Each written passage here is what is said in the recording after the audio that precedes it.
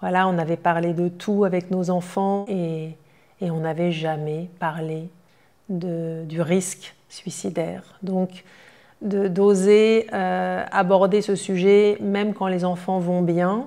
Et il vaut mieux avoir réfléchi avant à qu'est-ce qu'on fait dans ce cas-là et qui est-ce qu'on peut appeler. Il ne faut absolument pas minimiser la souffrance de son enfant. On a tendance à dire mais c'est rien, ça va passer, t'as tout pour être heureux, heureuse. On referme une porte qui venait de s'ouvrir. La souffrance de ces personnes, elle est énorme et ne pas la minimiser. Donc il faut faire très attention à ces signaux faibles, ce que nous on a été incapables de faire. Hein.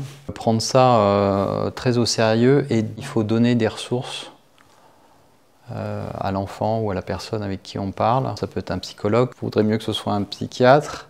Ça peut être d'aller parler à un ami, à un membre de sa famille, appeler le 3114, aller voir un professionnel spécialisé, mais surtout ne pas rester seul. Et je sais que c'est difficile à entendre pour des gens qui sont en plein milieu d'une crise suicidaire, mais le suicide n'est pas la seule solution. Mais il faut se faire aider, il ne faut pas rester seul.